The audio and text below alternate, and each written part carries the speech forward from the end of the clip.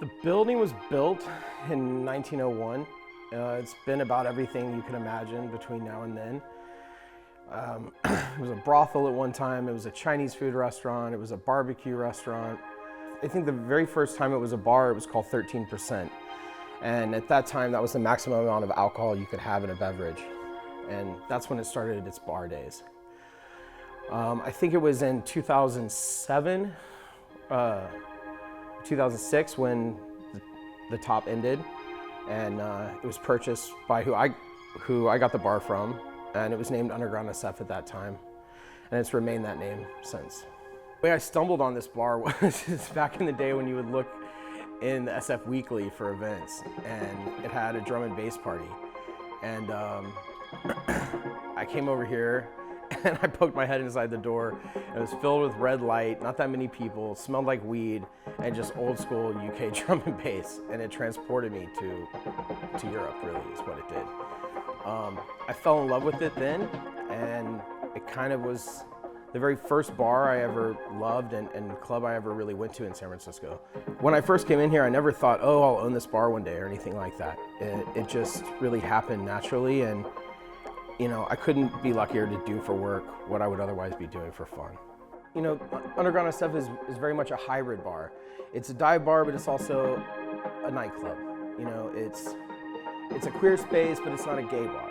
You know, it just sort of floats in between these realms a little bit without definition. What makes the space important and what I think we do here that, you know, other clubs may not, is provide an entry-level space on the ladder. You don't ever get to the top without climbing from the bottom up. And, you know, we're willing to do events with people who have never done an event before, nurture that event, get it up off the ground, and give somebody a platform that didn't have one before. Yeah, so we started Vague Terrain around 2017. Actually, I'm from Belgium. Originally, I moved here in 2013. And you know, Underground SF was this club that really reminded me a lot of, you know, my roots in Belgium. There's a lot of actually interesting, you know, clubs that, you know, look familiar to this place. Yeah, Steve was really supportive of letting us kind of do exactly what we wanted to do.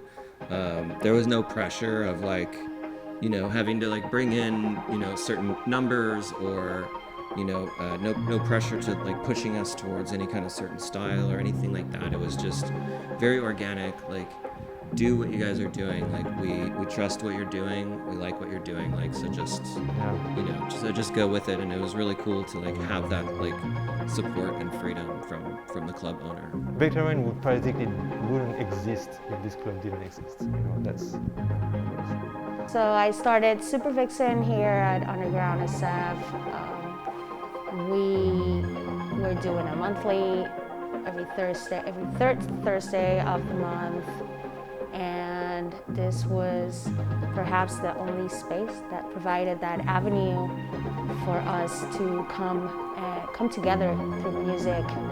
Underground SF is a very special place. This is the core of emerging talent in San Francisco to come and express all the music that from experimental to techno to house music. It's a very versatile venue.